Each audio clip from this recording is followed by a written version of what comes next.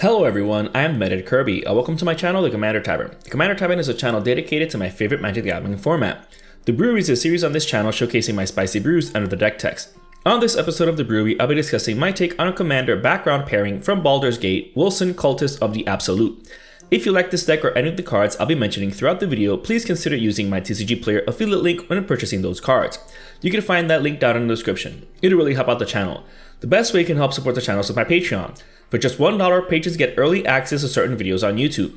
In fact, patrons got a chance to see this video earlier. You can also support my channel for free by simply liking, subscribing, and sharing, which also helps out a lot. I put out a video every Monday, so you don't want to miss out. You can join my Discord server for free if you want to join the Commander Tavern community. All pertinent links are down in the description. Alright, let's get back to the episode. Wilson is a 2/2 bear warrior that can be countered with Vigilance, Reach, Trample, and Ward 2 for 1 generic and 1 green. If that wasn't a hardy enough keyword soup for a 2/2 for 2 mana, on an uncommon commander no less, you can also choose a background in the command zone for it. To make the most of Wilson, I chose Cultist of the Absolute as its background. This gives Wilson +3/+3 flying, death touch, and ward pay 3 life. This adds even more flavor to Wilson's keyword soup. Unfortunately, it also adds a clause where you have to sacrifice a creature at the beginning of your upkeep. It does have to be balanced after all, considering it only costs 1 black mana. This means that the deck can't be 100% Voltron, otherwise you'd be sacrificing Wilson to his own ability. Just remember that if you had to sacrifice Wilson to his own ability, you'd have to shout Wilson like Tom Hanks does in Castaway. Wilson! Wilson! But that's okay. This deck has plenty of ways to counteract that. The fact remains that for very minimal mana, you will have a 5/5 commander with flying, death touch, vigilance, reach, trample, and 2 instances of ward. The death touch trample combination is particularly clutch since that means that Wilson only needs to deal 1 point of damage to a creature to kill it and can thus deal the remaining combat damage to the defending player. Let's begin by circumventing the downside of Wilson's shady background. Creekwood Liege, Master of the Wild Hunt, Nath of the Guiltleaf, Ophiomancer, From Beyond, Awakening Zone, and Bitter Blossom all create a creature token during our upkeep. This is exactly what we need. Since we'll have 2 triggers entering the stack during our upkeep, make sure you resolve any of these first before you resolve Cultist of the Absolute's triggers first. That way you don't have to end up sacrificing Wilson. Some of these are actually more useful beyond that, like the Liege giving Wilson an additional +1/+1, and Nath being able to disrupt opponents as well. Jadar, Ghoul-Caller of Nephalia, Cloakwood Hermit, Concord with the Kami, and Demonic Rising also help provide sacrifice fodder to Wilson's background. The only difference is that they have to survive a whole turn, so you have to be careful if the token's your only other creature. All of these effects are situational, but nothing that requires too many hoops to jump through, so they're fine. Bloodsoaked Champion, Nether Trader, Persistent Specimen, and Reassembling Skeleton are sacrifice fodder themselves, since you could put them onto the battlefield right from the graveyard. The best being the Skeletons, since you can respond to the sacrifice trigger by activating their ability. The other 2 are still useful, but the Skeletons are the best by far. Springback Pasture and Westvale Abbey can also provide instant speed sacrifice fodder, all without taking up a slot in the deck. The only downside is how expensive they are to activate. That being said, this is a green deck, so that shouldn't be too difficult to do. As a bonus, the Abbey can transform into Ormendal Profane Prince. The deck has plenty of Voltron support for Wilson. Equipping some of those cards to Ormendal can also help you spread the love, being that he's a 9/7 demon with flying, lifelink, indestructible, and haste. With enough token production online, you can realistically obtain Ormendal more often than not. Speaking of Voltron, Lucille is one of the deck's many pieces of equipment. We'll see the rest soon. What's great about Lucille, if you can deal with the break and immersion, is that not only does it give Wilson +2/+0 and a menace, but it forces a sacrifice on attack. So before your opponents can even declare blockers, they have to sacrifice a creature. When they do, you create a 2/2 zombie token, which is more fodder for Wilson's background. However, out of all these effects, the absolute best one in the deck is Assault Suit. Not only does this give the equipped creature +2/+2 in haste, but more importantly, the creature can't be sacrificed. That means that if Wilson is your only creature while you control this background, you can't sacrifice him to the effect if he's equipped with it. On top of that, this equipment also helps out the deck's Voltron strategy because it gives you the option to donate Wilson to other opponents at the beginning of their upkeep. Assault Suit also stipulates that the equipped creature can attack you, so you can strike a deal with an opponent to go after a larger threat by handing them over Wilson. Best of all, the backgrounds are worded with commander creatures you own, not commander creatures you control. So even if an opponent were the one controlling Wilson, he'll still get the pumps provided by Cultists of the Absolute. I tell you, this card is busted here. Before getting to the Voltron support for the deck, let's discuss how the deck is making the absolute most of having to sacrifice creatures during our upkeep. That effect is half of the cards in the command zone after all.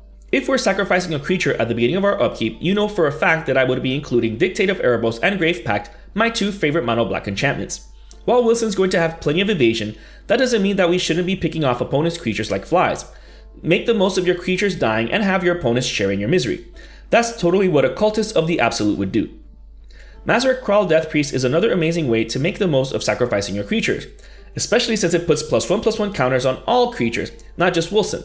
Mazarek is also amazing in general since it also triggers when opponents sacrifice permanents as well. Any cracked fetch lands or treasure tokens will make your board even bigger, so there's that too. Dark Prophecy, Moldervine Reclamation, Erebos Bleak-Hearted, and Liliana Dreadhorde General help us draw cards when our creatures die. Since most of the creatures we'd be sacrificing are tokens, you're going to want effects that don't care if the dying creature is a token, like these do. You have to pay 2 generic with Erebos, but that's okay. Liliana is amazing here since all of her other abilities are also relevant. Her +1 gives us sacrifice fodder, her -4 then has the entire table sacrifice 2 creatures, which is great for when we have plenty of sacrifice fodder, as well as Mazarek on the board. Her ultimate isn't really something to strive for, but amazing if we were to able get there. Return of the Wild Speaker, Soul's Majesty, and Rishkar's Expertise are some more ways to draw into a ton of cards with the deck considering how big Wilson's going to be at any given point of the game. Being able to draw cards off of his power is no joke. As always, bonus points for chaining either Return of the Wild Speaker or Soul's Majesty off of Rishkar's Expertise. Reliquary Tower is included due to how many cards this deck is drawing into once the engines are assembled. The deck is 2 colored, so we're not getting color screwed anytime soon, so it's fine to run it. Gifts of Glorious Resurrector is another synergistic effect tied to creatures dying, particularly our opponent's ones. Any creature we steal is not only ammunition against our opponents, but also a way to get more creatures if we needed sacrifice fodder to Cultists of the Absolute. Gisa does some serious work here. Alright, now let's see how we're making Wilson even more dangerous than his background alone. The deck is running Fire Secret, Grappling Hook, and Brass Knuckles to give him double strike. Keep in mind that by having both Trample and Double Strike, Wilson will first give the 1 point of damage to any blocking creature before that creature can even hit Wilson. It'll die, Wilson will give the rest of his power as damage to the opponent, and then with the normal hit gives all of his powers to an opponent. This really speeds up the commander damage kill. Grafted Exoskeleton also does something similar by giving Wilson Infect. A 5/5 flyer alone might be enough to take out an opponent in 2 turns around the table, or just 1 if Wilson had Double Strike. It'd be even more if he's even bigger. Belt of Giant Strength and Raised by Giants do just that. Since Wilson gets +3/+3 from Cultists of the Absolute, the belt only costs 5 to equip at most, while giving Wilson an additional +8/+8, which is amazing for that cost. Raised by Giants essentially gives Wilson +8/+8/+6 mana, which isn't a big deal in green decks. While Wilson is getting flying from his accompanying background, that's not enough evasion.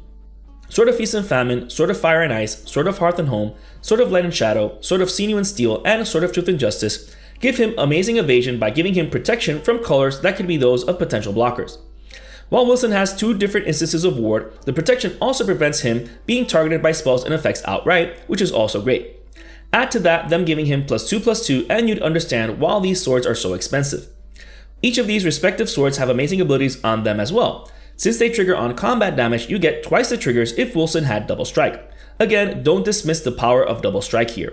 If you're building on a budget, fortunately you do not need any of these swords for the deck to work, since Wilson does have ward and you can give him evasion in multiple ways. One of those is making him outright unblockable thanks to Prowler's Helm, Dothy Embrace, and Rogue's Passage, which my deck does include as well. The first 2 are situational, but unless an opponent has a flying wall or a creature with shadow, Wilson's getting through. The land is even better since it does not take up a slot on the deck. You just have the mana available if your target did have a potential blocker. While Wilson does have ward, Shield of Kaldra, Hammer of Nazan, and Darksteel Plate are included in the deck because he's not indestructible. Board wipes get past ward and protection, so these are good enough includes. That being said, recall that Wilson does only cost 2 mana to cast the first time, so recasting him multiple times in a game isn't that bad. The best of these is Hammer of Nazan though, so if you were to only include one of these, choose that one since it also helps auto-equip any equipment to Wilson that enter the battlefield under your control. Lastly, Witch's Clinic, another card that does not take up a slot on the deck, is an amazing include. While it is possible to assemble a decent enough board state with tokens, you will be a target once people are afraid of getting one-shotted by Wilson. Gaining life each time Wilson hits something will definitely buffer getting ganged up by opponents, especially if he has a large enough power. The following cards in the deck are essential responses and mana acceleration of any deck. Beast Within, Assassin's Trophy, Force of Vigor, Bramble Crush, and Boseiju Who Endures can deal with almost any problematic permanent that can be a hindrance to our strategy. While there aren't that many, anything that can stop Wilson from attacking is a top priority. In fact, that's the deck's only weakness apart from massive token decks. But that's what Toxic Deluge is for. If we're facing against a soldier, elf, goblin, tribal, etc. deck, we can pay enough for Toxic Deluge to wipe the board, but Wilson will probably still be the last one standing. So it's great here. Balaged Recovery and Agadeem's Awakening are some more defensive effects that don't even take up slots in the deck since their backside is a land. Since we want to be as fast as possible, if you don't have any other lands to play these as their land side.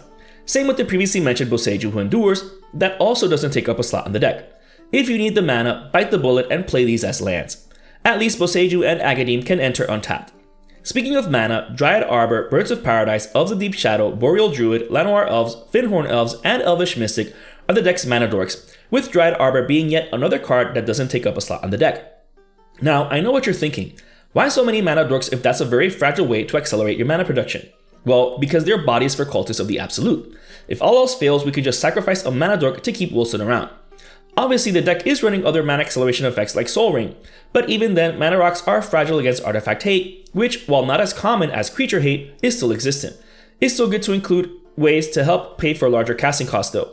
That being said, land-based mana wrap like Farseek, Nature's Lore, and 3 Visits, my favorite ramp trifecta, along with Hour of Promise and Reshape the Earth, is clearly more reliable. Since players shun land destruction, green will always be golden in mana acceleration. The best thing about the latter two is that they're not limited to land types, allowing you to get any utility lands you might need. Some of these might even be Urborg Tomb of Yawgmoth and Yavimaya Cradle of Growth, in order to help prevent getting color screwed. While that's not really possible in this particular deck, they don't take up slots in the deck either, so you can simply include them if you have them. Speaking of lands, the rest of the deck is just the rest of the lands. The deck's running all 7 fetch lands, Overgrown Tomb, Woodland Chasm, Tainted Wood, Woodland Cemetery, Twilight Mire, Deathclap Glade, Undergrowth Stadium, Command Tower, and Ancient Tomb, as well as 5 of each basic land. Having so many basics isn't a problem since it's a 2-color deck that's also running both Urborg Tomb of Yawgmoth and Yavimaya Cradle of Growth, so it's highly unlikely it's getting color screwed anytime soon. We're also ramping with the sword, so keep that in mind as well. As with all of my deck techs, you can build your mana base according to your budget. Whether you include more expensive cards or even cheaper cards is up to you. You do you. This brew is just an idea of how to build around Wilson Refined Grizzly. While you can definitely pair him with absolutely any background you want, this one seems to be the best one so far and is quite popular too, so you can definitely find even more ideas out there for it. That being said, I decided to build mine with more focus around not just making Wilson a Voltron commander, but making the most of the fact that you have to sacrifice a creature each of your upkeeps. Not just a handicap, but as a benefit and even engine piece. If you're interested in the deck list of this spicy brew of mine, you can find a link to it down in the description. I would like to thank all my patrons for supporting me, and a quick shout out to all my higher tier patrons, the brewers, for their patronage. I'd also like to thank anyone using my TCG Player affiliate link. That also helps out the channel. And to everyone, thanks for watching this episode of The Brewery on the Commander Tavern. I'm Demanded Kirby, and happy brewing.